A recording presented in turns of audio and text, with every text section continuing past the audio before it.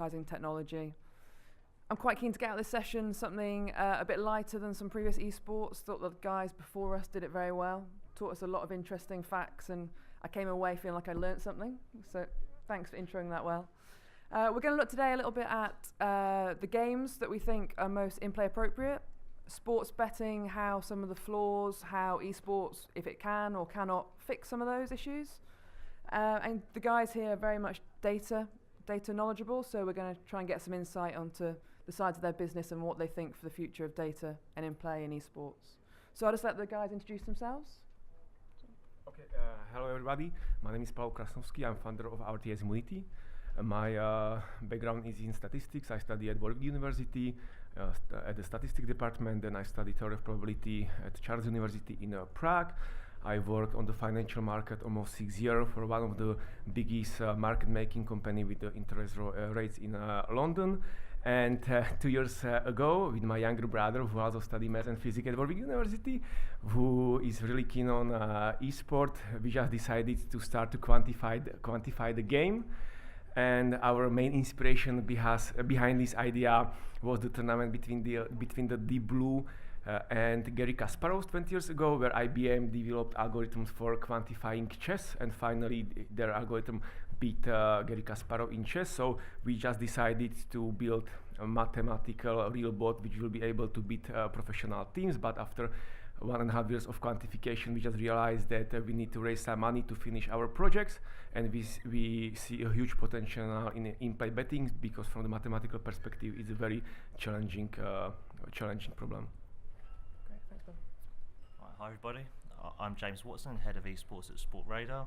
You probably know us very well through our betting arm in BetRadar, but we also do some key work in the digital sports areas, integrity and other rights holder solutions. Hello everyone, I'm Peter, head of eSports for UltraPlay.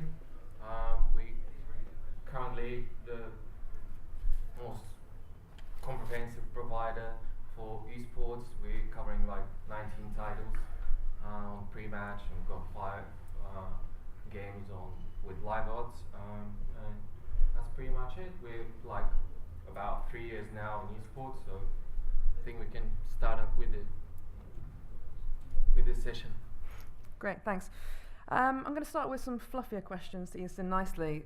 As a non-eSports fan, I think for me, what I'm really fascinated in is how suddenly we're sat on a panel with 3 heads of eSports, and kind of where the hell that came from. So James, as an eSports fan, how do you feel? Why are we here today? Yeah, so my personal background actually comes in the integrity space.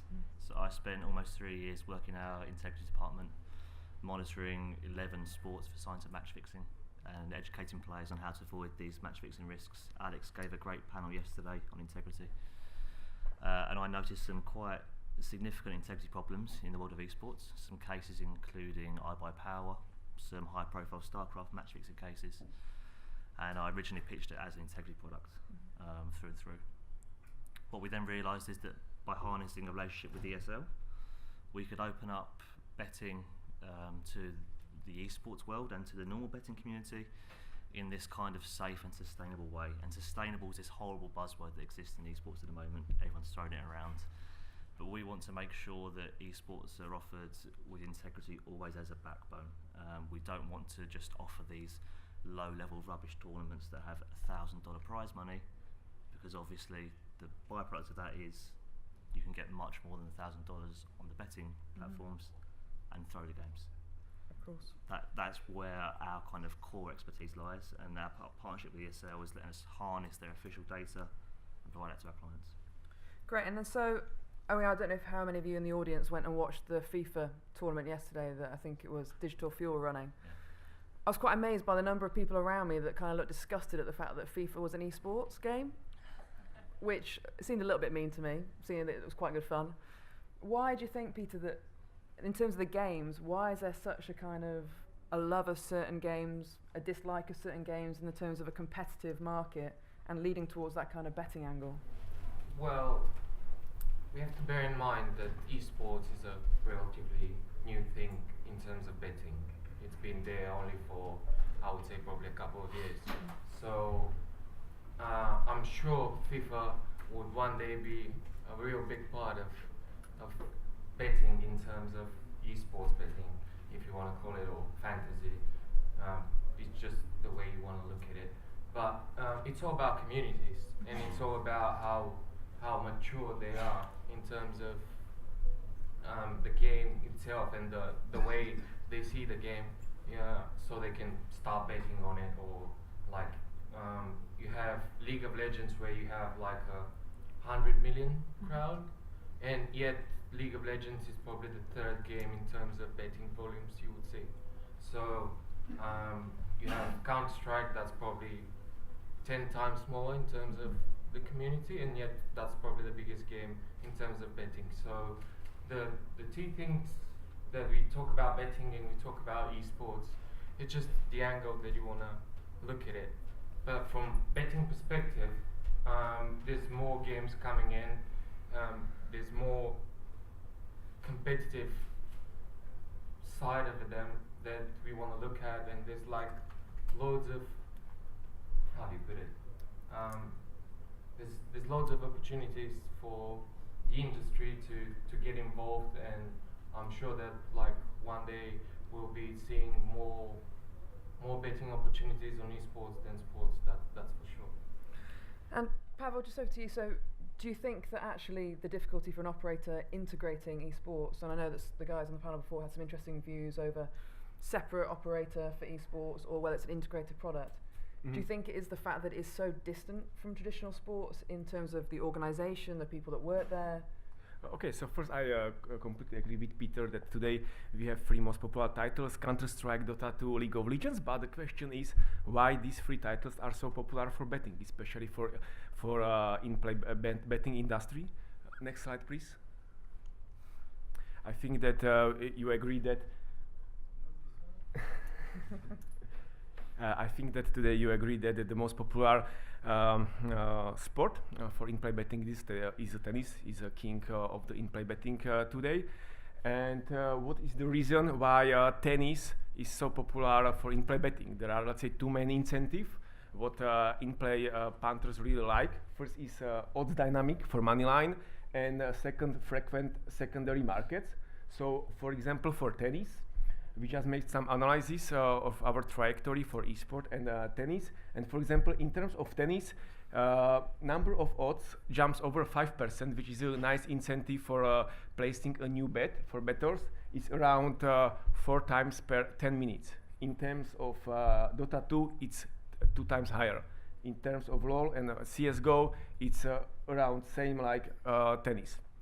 Another huge incentive for in-play bettors is secondary markets. So it means how many opening markets you have during the match. So maybe you also agree that the most popular market for tennis is next game, and the frequency of this market is around 23 opening market per match. In Dota 2, the numbers are similar also for CSGO. So we see that the esports has huge potential for in-play betting. So, and in terms of your question, Sarah, I think that esports is a phenomenon in general. If we compare the esport with the other traditional sports like squash, badminton, or other small sports, these sports didn't have a chance to beat with tennis or compete with tennis or football. But I think that we see a very phenomenal path in terms of setting a new small betting agency, which are just focused on esports. And we think that in 2-3 years, esports should compete with the top 5 most popular sports for betting. Therefore, it makes sense for small betting companies to set up a new, let's say, platform or a new entity for just offering esports. Yeah, just to very quickly reel back into the original question, what makes these titles so popular for betting? I think it drills back to how popular they are as games. So the 3 key criteria there are prize money, number of people watching the game for fun, and number of people playing it recreationally. And if you have them 3 criteria, then you have a successful betting product by proxy. And if you look at what FIFA is and what the tournament space is like at the moment, there are a very few select number of events that have good prize money. It's played amazingly recreationally, we all know that. But the people watching it, there's just no audience at the moment. If you go onto Twitch at any time of the day and you try and find FIFA on the list of sports, on the list of games on that list, it's below people painting watercolours. It's below people baking, you know? So compare that to League of Legends and Dota and Counter-Strike, which are always at the top of this tree by some distance in most cases. There's a clear distinction there between these sports style games and the eSports style games. Yeah, it's an interesting point. So the company that I work in right now is 95% developers and 5% non-developers. So I thought before I came here, I'd just put on Slack quickly, anybody into eSports. I've never seen them all respond so quickly in all my life. Several people typing.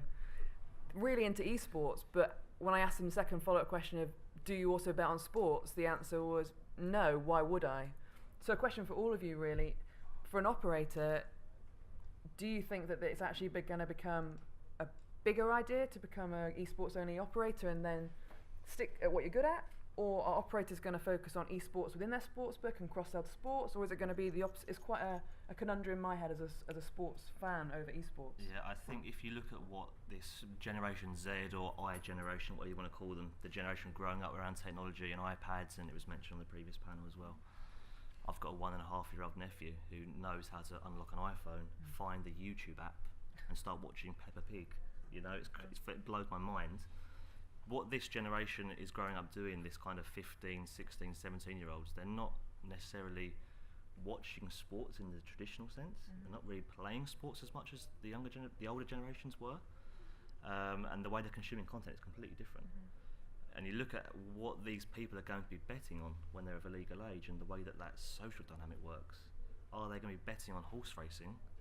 I'm a bit wary that we're up against the horse racing panel next door, but I'm going to say certainly not.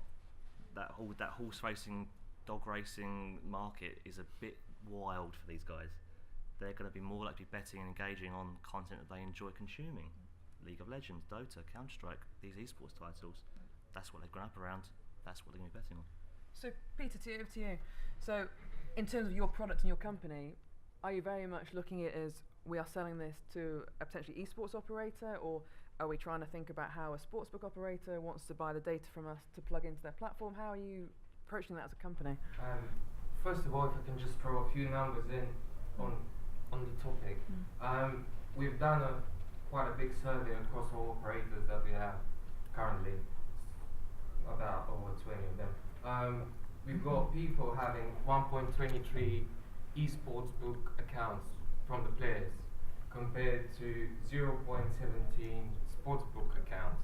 So you've got the demographics with eSports having one in 5 players has a sportsbook account, while each one of them has more than one account on dedicated eSport betting sites. So you're looking here at a completely different type of crowd. I mean, yesterday I was in a panel next door talking about retention and acquisition in sportsbooks, and everyone was saying that they're losing touch with like under 35s. Here you're looking at a crowd that's got a 18 to 25 profile, and they've not, most of them not been involved in sports betting whatsoever. So there's a bit of educational part as well in terms of like, it all started, like most of them have started with skin betting. That's not a surprise to anyone, I guess, over here that knows about it. But ideally we would go through both of them, because in the previous panel they talked about some operators have it just as a normal sport somewhere down the line. Some people have it as a separate dedicated site. I mean, if we're going to be talking about a completely different crowd that's got no interest in other sports betting, then obviously the ideal part would be having a completely different site where they can have it as their own space in the way they like it, because it's all, if you have seen guys, the esports sites that are around, they're mostly flashy with a lot of videos with a lot of like game content on them. So it's kind of Quite casino feel. Yeah. It's not something that you would see on a traditional sportsbook side. From our clients, we see something a tiny bit different. So we see that the crossover exists between new esports punters and traditional sports. So they do mix and match there, and that's probably because if you ask the average Joe down the street, they understand football, they understand tennis, most other sports quite simple, and they're not afraid of mixing esports bets in accumulators with normal sports bets. That totally exists. But the cross sell from the other direction, from a new sports punter coming to the esports world, is difficult to impossible, because, like I say, this is a huge knowledge gap for a lot of people, and finding somebody who's a normal football punter day to day and seeing them put evil geniuses in their accumulator doesn't quite happen so often. Is that genuinely, is that a potential for the future, actually blending the two, or is that too far flung? I mean, it already happens to a degree. Yeah. So, like in the previous panel, they highlighted Bet365 as a great example of a company that integrates esports into its sports tree, and you just have to find it. Yeah. And there are two clear different ways of doing things. We definitely prefer the way of operators doing a micro site or a different section of their sportsbook. We think it engages with the end user much more. The normal way will work, obviously, if you're a big enough operator, but generally you'll see it struggle in the ranking of where it lists on the number of sports. Maybe even down sport 20 or something if you're not doing it right. And so Sky Bet announced last week that they say that 65% of their esports bets are placed in play, which seems quite staggering to me as kind of a newish product. Pavel, why do you think that's Sky Bet alone? Do you think that's actually going to be the norm for all operators? Is it because their in-play offering's decent, or just because the people that are watching esports and are betting on it are smart, technological people that know where to find? No, as I mentioned in my previous slide, that esports is a very good product for in-play betting because of their dynamic and many resulting during the match. I think the esports from in terms of future has a huge potential, but I think that today there is a lot of products which are able to attract potential in-play bettors. Especially today, most of punters use delayed stream like Twitch for placing bets, which is not good for educational punters. Another thing is that let's say some analysis or some statistics like match tracker is missing completely on the market. So we think this is the future for esports in-play betting market. There was an article, I don't know if anyone saw it, there was an article in the Sunday Times on the weekend on Sunday that said some 20-year-old kid, some lad from north of England, was making £534 a week by finding incorrect odds effectively from bookies. Do you think that is something that, is it because the operators have a lack of trading quality internally, because these kids are so young, they've grown up around a new product, they're not of the age to be employed by someone like Sky Bet to be in their trading team? How are operators going to fix that issue? No, of course. One thing is the quality of the odds, but I think that this news is not relevant from the statistical point of view. If some person earns £500 per week, it doesn't mean nothing. It's the same like on the financial market that you have, let's say, or it's the same like, on the financial market that you have 10,000 traders. As of course that one of these traders is pretty lucky and he can win all the time. So from my perspective, I read this article and as I mentioned, and one thing is the odds. I don't know if he beat the company on the pre-match odds or the in-play odds, but from in-play odds, I think that today the product is very unreliable, because from our perspective, it's a completely new challenge for data scientist team. I give you example. So, for example, in football, like traditional sport like football, tennis, work with 20 variables, in-play variables per match.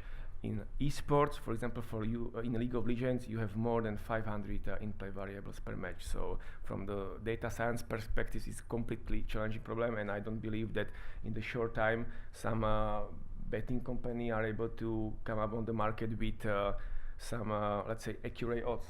So my guess is that this company which use these odds use manual quoting, which is, let's say, good for football when the trader just take into account 2-3 variables during the game, but not definitely for esports. For esports, you need to use a very advanced data scientific approach. So, like we know from our company, just for League of Legends, we work on the mathematical models almost 3 years. We launched our beta version already at ICE in February, but we just realized that we have just one try to persuade betting companies that our product is good. So therefore, next 6 months, we just work on improving the mathematical models for computing in playoffs. So I think this is the very, very difficult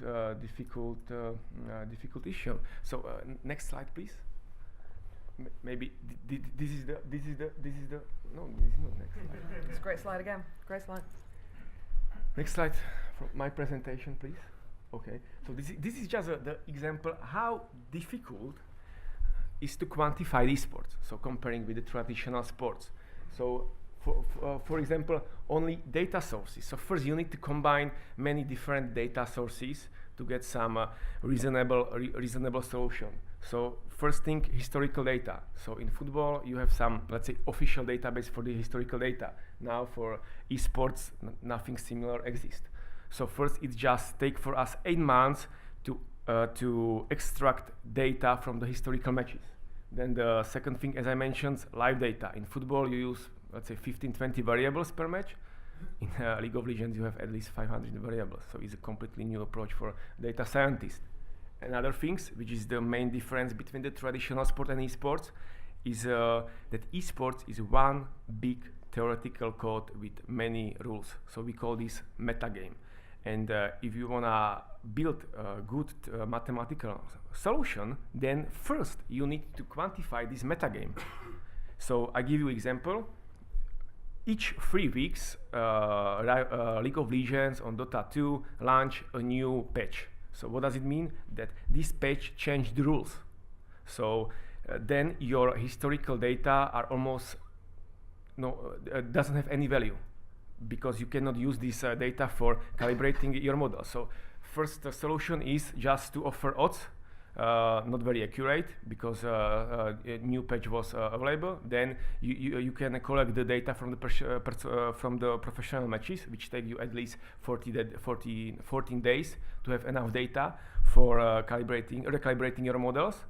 Or this was our approach, or we just worked almost 9 months to build theoretical metrics, which is able, based on the theoretical rules, to recompute like our data immediately. So, and this is the answer for a question. So it depends what type of product you wanna use for your Panther. So I think, or if I should be honest, I didn't have any experience with betting industry 1 year ago, but now I see that there are 2 different betting companies. One betting companies which just more focus on a commercial side, so they just want to have a content. Yeah, then in this case, yes, they can lose some money. And then the second company which we are focused on are the company which want to generate like the real revenue also from esports. So that sounds to me quite scary as an operator. I don't know. That sounds quite terrifying. That data is lacking, because obviously it's a young thing, that there's probably not quite accurate trading methodologies to get quite the right margins. Maybe I'm barking up the wrong tree here, but so why are these operators, and I'm sure the answer is future, but why are they currently putting this product into their platform with all those kind of data flaws? So if you look at the way the betting industry is kind of operating at the moment in the esports world, we monitor and partner up with, I think, 500 bookmakers or so in some way. I think maybe 70, 80 of those are offering esports at the moment. 10 maybe have a dedicated trading team. Maybe 20 or 30 have a provider of some kind, and the rest are just copying the others. Shamelessly, but they have no idea, right? Yeah. So there's at least 400 other operators that haven't taken that plunge yet. The reasoning is lack of knowledge. It's that simple, and there are some real data concerns from a lot of these guys that they have to really understand, because normal sports, you're playing on a football pitch or a tennis pitch, it's very easy to collect data. You just have someone there on a phone saying that's a dangerous attack, that's a goal, that's a corner. You can break it down. You can't have that in esports. You can't have some guy tracking 500 to 1,000 of events per match. It's just ridiculous to assume that you need 3 or 4 people. Or, because they're played on computers, you have a natural advantage from day one. You can tap into the server directly. You can effectively have a virtual scout sitting on the server for you, giving you data, and in our case with ESL, official data that no one else really has access to. And then you have providers offering live odds on these games without that official data, and you have this real kind of mess of a situation because you've got live odds at 10 bookies using data that's delayed by minutes rather than seconds, and it blows my mind that people are offering that product in the market at the moment. So it's a big educational session. You have to understand where that data's coming from. You have to understand the tournament organisers and the publishers behind the games have almost total control over how delayed that data is, and without having an official source, you are left in muddy water straight away. So that latency issue is an interesting one. I've come from a background of rights and kind of seeing things on screen, so seeing the live sports and the data. How are you guys, the data company, how is video and visual going to catch up on the operator side if you're plugging the data in? How are users going to see that on the operator side? Well, I think that everyone's going to confirm over here that obviously we're not using visuals in terms of trading and in terms of the way in-play works for esports. I mean, as James said, like, we can't have someone just tapping in what's happening. So it's all about data in play, in odds making. It's all about data. So and this sort of latency that we have in esports makes it difficult. I mean, makes it really difficult for even for traders on one side and for people who are betting on the other side to just make like proper bets. Because even if you are a normal punter that goes and wants to bet on esports, I would say that probably 80% of the educated punters wouldn't be looking at the streams, because you've got a latency of like 2 minutes on some streams, and like you can't make a proper bet on if you're 2 minutes behind, and that's a real problem for esports and for in-play betting on esports, because at the same time you can't bring that latency down, because obviously there's issues to the players who are actually playing the game, and they can gain advantage if you put the latency down. So that's a big issue, and even as James said, like, you have a scout on the server where they're playing, but if you have that and the players that are playing the game has access to what you're gaining, then obviously they can get advantage, and that advantage can transfer into like winning the game, or you put them in the wrong place. Of course, sounds very, very complicated, I think, is the summary. So I think that's the time we've got at the minute. I think we'll take some questions from the floor, if anyone's got any questions. Hi, you mentioned you don't want to cover tournaments which hold like a 1,000 prize pool, but yet you cover ITF tennis, which holds no prize money, or second division Malaysian football, which players are not getting paid. Does that mean that you should stop covering that as well? What I would say is our esports product is completely different too.